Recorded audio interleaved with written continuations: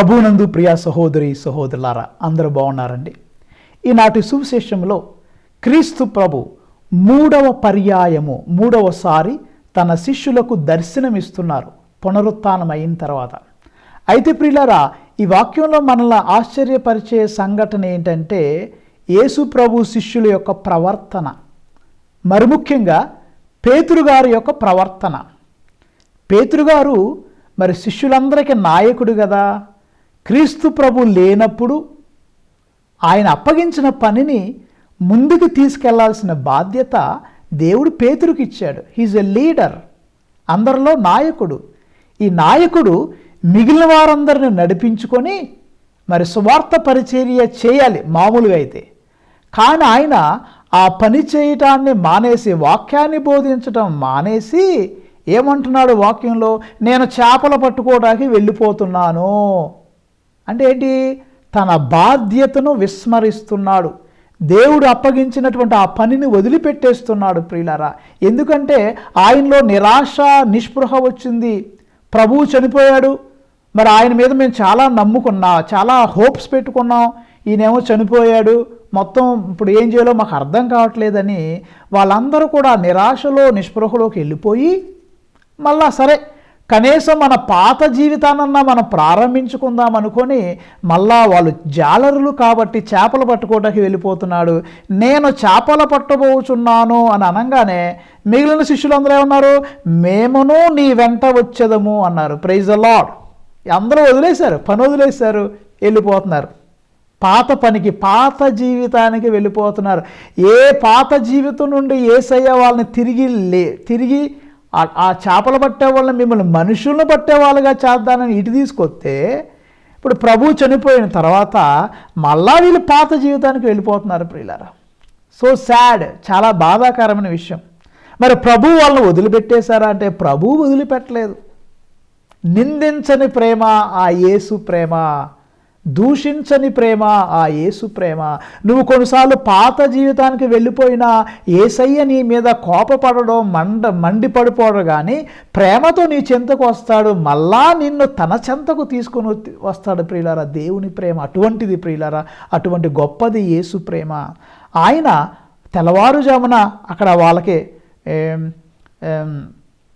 మరి ఇక్కడ చేపలు పట్టేసరి ఇక్కడ బైబిల్లో మనం చూస్తే ప్రాతకాలమున యేసు సరస్సు తీరమున నిలిచుండెను, కానీ శిష్యులు ఆయన్ని గుర్తించలేదు. వాళ్ళు ఏమనుకున్నారు? ఆయన చనిపోయాడు, ప్రభు మరి మూడో రోజు పునరుత్థానం అవుతారన్న విషయాన్ని మర్చిపోయారు. కొంతమంది అక్కడెక్కడ ఈ పునరుత్థానం గురించి మాట్లాడుకుంటున్నా శిష్యులు మాత్రం దాన్ని పూర్తిగా విస్మరించారు, నమ్మలేకపోతున్నారు. ప్రభువును చూసినా గుర్తించలేకపోతున్నారు. అప్పుడు యేసు ప్రభు వారిని ఒక ప్రశ్న అడుగుతున్నారు. ఏమని? బిడ్డలారా, మీ యొద్ద చేప ఉన్నదా అని ఒక ప్రశ్న అడిగారు వాళ్ళని. మీ దగ్గర తింటాక, అదే వేరే బైబుల్ అయితే do you have something to eat, ఏమైనా తెచ్చుకున్నారా, భోజనం చేయటానికి మీకు ఏమైనా ఉందా అని యేసు ప్రభు ఒక తల్లిలాగా, తల్లి బిడ్డల్ని మీరు అన్నం తిన్నావయ్యా అని అడుగుద్ది కదా తల్లి. అమ్మ అన్నం తిన్నావా, లేదా మంచినీళ్ళు ఏమైనా కావాలా? తల్లి ఎప్పుడు బిడ్డలు ఏమైనా తిన్నారా తినలేదని ఎలా ఆరా తీస్తుందో క్రీస్తు ప్రభు కూడా శిష్యుల్ని ఒక ఆరా తీస్తున్నాడు. మీరు భోజనం చేశారా, లేదా భోజనం చేయటానికి ఏమైనా ఉందా అని అడుగుతున్నారు. ఇది అడగటానికి కూడా కారణం ఏంటంటే వీళ్ళు రాత్రంతా కష్టపడ్డారు. మీరు కనుక 3వ వచనం చూస్తే అక్కడ లాస్ట్లో ప్రాతకాలంలో యేసు సరస్సు తీరంలో నిలుచుండి ఉండేను, కానీ శిష్యులు ఆయన్ని గుర్తింపలేకపోయారు. ఆయన అడిగారు, బిడ్డలారా మీ దగ్గర ఏమైనా ఉందా అని. దానికంటే ముందు వాక్యం 3వ వచనం చివరిలో రాత్రంతాయు వారికి ఏమీ దొరకలేదు. వాళ్ళు కష్టపడ్డారు, ఏమీ దొరకలేదు, ఆకలేస్తుంది, పస్తున్నారు. కానీ ఒక తల్లి బిడ్డలు అడిగినట్టుగా యేసయ్య ఆ శిష్యుల్ని ప్రశ్నిస్తున్నాడు, ఏమైనా ఉందా తింటాకంటే వాళ్ళు మా దగ్గర ఏమీ లేదు అని చెప్పారు. యేసయ్యని గుర్తించలేదు. కానీ అప్పుడు యేసు ప్రభు వారికి ఒక సలహా ఇస్తున్నాడు. ఏమని? మీరు కుడివైపుకు వెళ్ళి వలలు వేయండి, అక్కడ మీకు చేపలు దొరుకుతాయి అంటే వీళ్ళు యేసు ప్రభు మాట మీద నమ్మి వాళ్ళు ఇక్కడ అడగట్లా, ఈయనేంటి మాకు చెప్తున్నాడు, మాకు తెలీదా, రాత్రంతా మేము కష్టపడడం మాకు తెలీదా, వీడెవడో మాకు చెప్తున్నాడు అని అతి తెలివితేటలు వాళ్ళు ప్రవర్తించకుండా, సరే ఒక పెద్ద మనిషి సలహా ఇచ్చాడు పాటిద్దామనే మంచి ఉద్దేశంతో వాళ్ళు వెళ్ళి చేపలు పట్టడా కుడివైపున వలలు వేస్తే ప్రియులారా వల పిగులునన్ని చేపలు వారికి దొరికినాయి. ప్రైజ్ ద లార్డ్, హల్లెలూయా. అయితే ప్రియులగా వాళ్ళు ఆ వలలు లాగలేకపోతున్నారు. చాలా చేపలు పడినాయి. అయితే అప్పుడు ప్రభు అక్కడ తర్వాత ఇక చాలా సంఘటనలు అక్కడ జరుగుతున్నాయి. ఇవన్నీ నేను చెప్పకుండా పేతురు గారి ప్రవర్తన. అప్పుడు వాళ్ళల్లో యేసు ప్రేమించిన శిష్యుడు ఎవరో యోహాను గారు, ఆయన అన్నాడు ఆయనే ప్రభు. ఆయన గుర్తుపట్టేశాడు. ఏమన్నాడు? అదిగో ఆ వ్యక్తి ఎవరో కాదు, మన యేసయ్యే అన్నాడు. ఎప్పుడైతే ఆయన యేసయ్య అని తెలిసింది వెంటనే పేతురు గారికి సిగ్గేసి అమ్మో, అంటే మరి అంతే కదా. అప్పుడు పేతురుని నమ్మి బాధ్యతలు అప్పగించి పరలోక రాజ్యపు తాళపు చెవులే పేతురు గారి చేతిలో పెట్టి అన్ని పనులు చెప్పి ప్రభు తర్వాత మరణించినప్పుడు ఇప్పుడు ఈ పేతురు ఏం చేశాడండి? మొత్తం వదిలేసి చేపలు పట్టుకోవటానికి వెళ్ళాడు. ఆయన ఎక్కడైతే చేపలు పట్టుకుంటున్నాడు కానీ చేపలు దొరుకుతున్నాయో దొరకట్లా. ఎందుకు? అది దైవ చిత్తం కాదు. దేవుని చిత్తం ఏంటి? పేతురు గారు వాక్యం బోధించాలన్నది దేవుని చిత్తం. కానీ ఈయన ఏం చేస్తున్నాడు? చేపలు పడుతున్నాడు. Is not the will of God. దేవుని యొక్క హస్తం నీతో లేకపోతే నువ్వు ఎంత కష్టపడినా నీ జీవితం వ్యర్థం. ఒక్క చేప కూడా వాళ్ళకు దొరకలేదు. పేతురు గారికి ఒక్క చేప దొరకలేదు, శ్రమ వ్యర్థం. కానీ ఎప్పుడైతే ప్రభువు వచ్చి ఈ కుడివైపున మీరు వలలు వేయండి అని చెప్పారో అప్పుడు వాళ్ళకి చేపలు దొరికినాయి.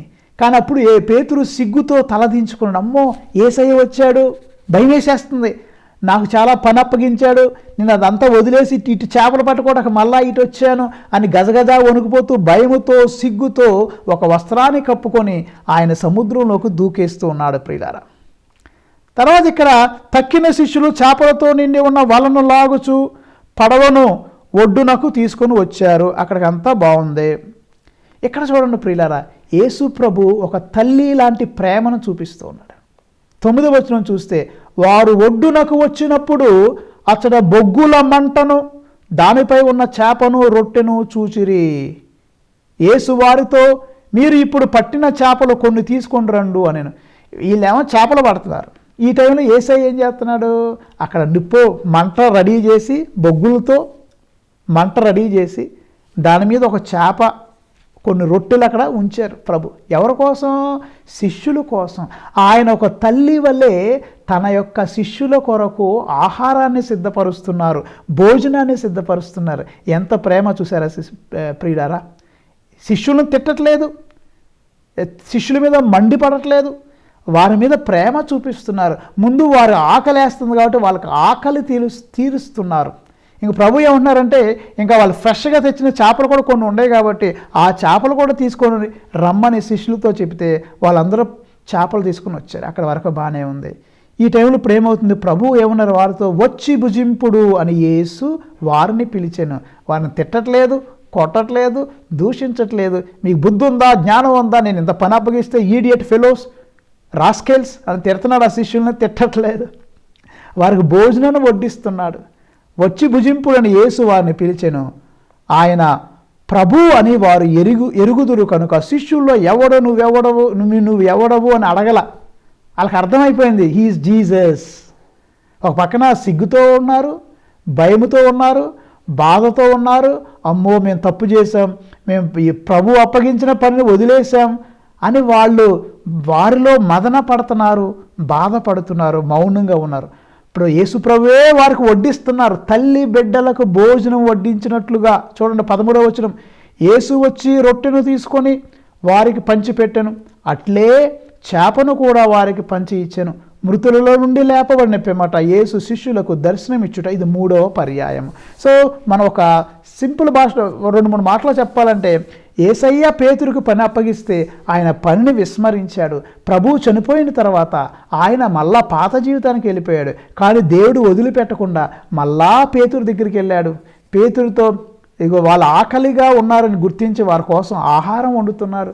వారి యొక్క పనుల్లో వారికి సహాయపడ్డాడు. ప్రభు సలహా ఇచ్చాడు, ఇదిగో మీరు కుడిపక్కన వలలు వేయండి, చేపలు దొరుకుతాయి అంటే కుడిపక్కన వేస్తే వల పిగుళ్ళని చేపలు పడ్డాయి. అప్పుడు ప్రభు వారికి వండి పెట్టారు, వడ్డిస్తున్నారు. ఇక్కడ వరకు బాగుంది ఫస్ట్ పార్ట్. వాళ్ళందరూ భుజించిన తర్వాత క్రీస్తు ప్రభు పేతురుని ఒక ప్రశ్న అడుగుతున్నారు. ఏమని? యోహాను పుత్రుడైన సీమోను, నీవు నన్ను వీరందరికంటే ఎక్కువగా ప్రేమిస్తున్నావా? Do you love me more than these? అన్నిటికంటే అందరికంటే నువ్వు నన్ను ఎక్కువగా ప్రేమిస్తున్నావా అని ప్రభు ఒక ప్రశ్న అడిగారు. ఆయన ఏమన్నాడు, ఒకేసారి ఎక్కువ ఆలోచన చేయగా ప్రభువా మీకు తెలుసు కదా నేను మిమ్మల్ని ప్రేమిస్తున్నాను అన్నాడు. రెండోసారి ప్రభు మళ్ళా యోహాను పుత్రుడైన సీమోను నువ్వు నన్ను ప్రేమిస్తున్నావు అని రెండవ పర్యాయం కూడా అడిగాడు. అప్పుడు కూడా ప్రభువా మీకు తెలుసు కండి నేను మిమ్మల్ని ప్రేమిస్తున్నానండి అన్నాడు. మూడవసారి మళ్ళా యోహాను పుత్రుడైన సీమోను నువ్వు నన్ను ప్రేమిస్తున్నావంటే పేతురు గారు మనసు నొచ్చుకుంది, ఆయనకు బాధేసింది. అప్పుడు ఆయన తన హృదయము నుండి నిజమైన జవాబు చెప్తున్నాడు, ప్రభూ నీకంతయూ తెలియను అయ్యా, నీకంత తెలుసు కదా, నేను నిన్ను ప్రేమించుచున్నానని నీవు ఎరుగుదువు కదా అని మూడవసారి పేతురు గారు జవాబిచ్చాడు. 3 సార్లు ఎందుకు అడిగాడు ప్రభు అని మనం కనుక ప్రశ్న వేసుకుంటే ప్రియులారా, చాలామంది పరిశుద్ధ ధర్మశాస్త్రవేత్తలు ఏమంటారంటే పేతురు 3 సార్లు బొంకాడు కాబట్టి ఒక్కొక్కసారి మళ్ళా ఆయన చేసిన తప్పును సరిచేస్తూ క్రీస్తు ప్రభు పేతురు గారి యొక్క తప్పిదాన్ని సరిచేస్తూ ఆయన యొక్క విశ్వాసాన్ని బలపరచి ఆయనకు ఒక బాధ్యతను అప్పగిస్తూ ఉన్నాడు. Do you love me more than these, వీరందరికంటే ఎక్కువగా నన్ను ప్రేమిస్తున్నావా? ప్రియులారా, ఒకసారి మనం పేతురు గారికి యేసయ్యకి ఉన్నటువంటి సంబంధాన్ని మనం చూస్తే పేతురు గారు మనలాంటి మనిషి, కల్మషం లేని వ్యక్తి. ఆయన మనసులో ఏదొస్తే అది మాట్లాడేస్తాడు. ఒకసారి ఏమన్నాడు పేతురు గారు యేసయ్యతో, మార్కు శుభవార్త 14వ అధ్యాయం 29వ వచనంలో, అందరూ మిమ్ము విడిచి వెళ్ళినా నేను మాత్రము నిన్ను విడిచి వెళ్ళను యేసయ్యా అన్నాడు. Praise the lord. అందరూ వెళ్ళిపోయినా నేను వెళ్ళను ప్రభువా, నేను డిఫరెంట్, నేను నిన్ను అనుసరిస్తా, నీ మాటను పాటిస్తా, నువ్వు నాకు ఇచ్చినటువంటి బాధ్యతను నెరవేరుస్తా అని మన పేతురు గారు కొద్దిగా బోస్టింగ్, అంటే బోస్టింగ్ అనకూడదులే కానీ ఎప్పుడు ఇక ఒకలాంటి ఫీలింగ్. ప్రభువా, మార్కు శుభవార్త 14వ అధ్యాయం 29వ వచనం, అందరూ మేము విడిచి వెళ్ళినా నేను వెళ్ళను అన్నాడు.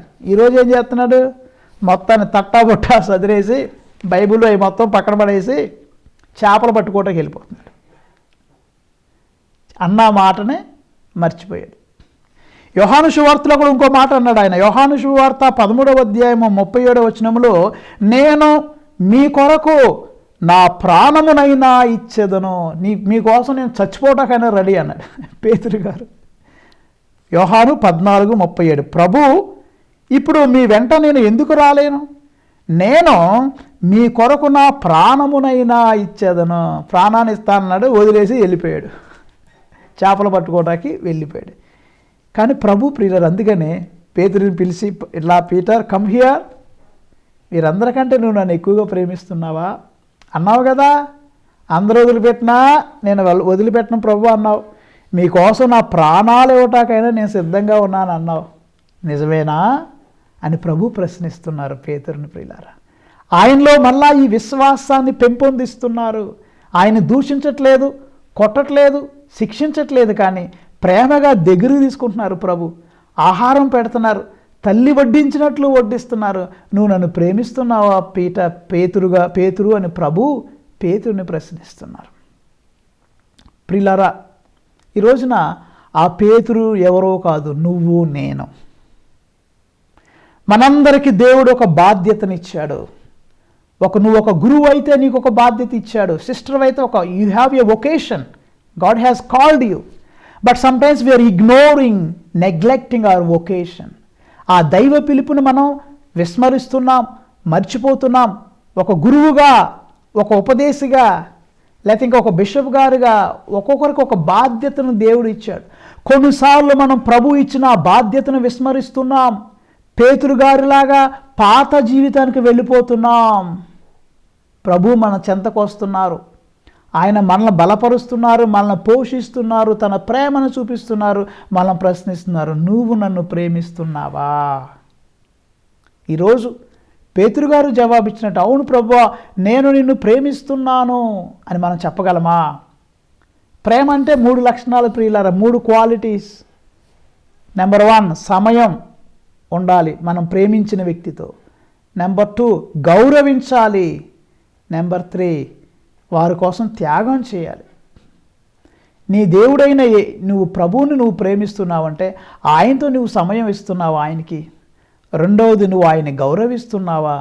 మూడవది నువ్వు ఆయన కోసం ఏమైనా త్యాగం చేస్తున్నావా అని ఆత్మ పరిశీలన చేయాలి.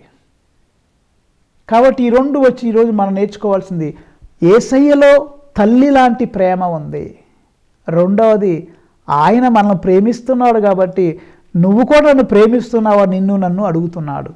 హోషియా గ్రంథంలో దేవుని ప్రేమ మనకి ఇంకా స్పష్టంగా కనపడుద్ది ప్రియులారా. హోషియా గ్రంథము 11వ అధ్యాయం మనం చూసినట్లయితే అక్కడ 3-4 వచనాల్లో ప్రభు అంటాడు, ఎఫ్రాయిము నీకు నడవటం నేర్పించింది నేనే. నువ్వు చిన్నపిల్లోడు అయితే నీ చేయి పట్టుకొని నీకు నడక నేర్పించాను. నిన్ను ప్రేమానురాగాలతో, గాఢమైన ప్రేమానురాగాలతో ఎత్తుకున్నాను. నా బొగ్గలకు నిన్ను ఆనించుకున్నాను. ఇదిగో నీకు వంగి అన్నం తినిపించాను.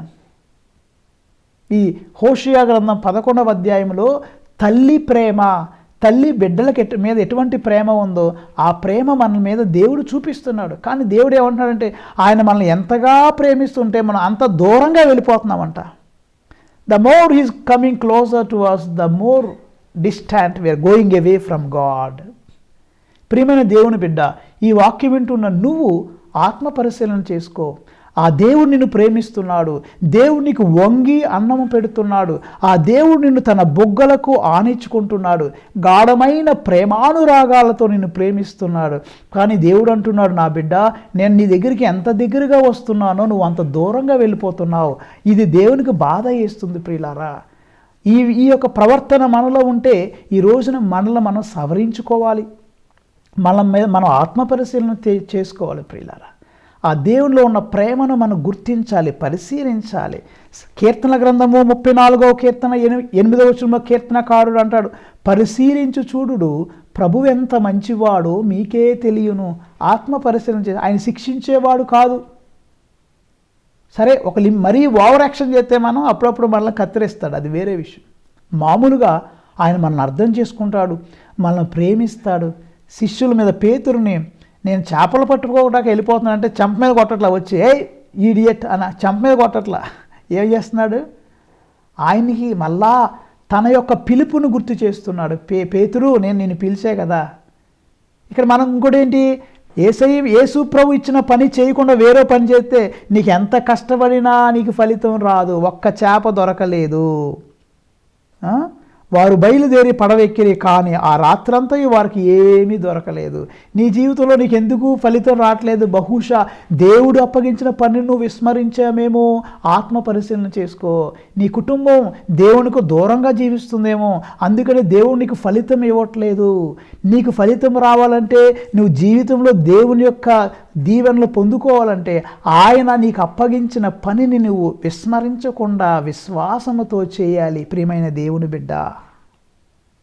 కాబట్టి ప్రియులారా, ఈ వాక్యాన్ని వింటున్న మీరు, ప్రభు నిన్ను అడుగుతున్నాడు, నువ్వు నన్ను ప్రేమిస్తున్నావా? నీవు అవును ప్రభువా, నేను నిన్ను ప్రేమిస్తున్నానని నువ్వు చెప్పగలవా? ఆత్మ పరిశీలన చేసుకుందాం ప్రియులారా. ఆమెన్.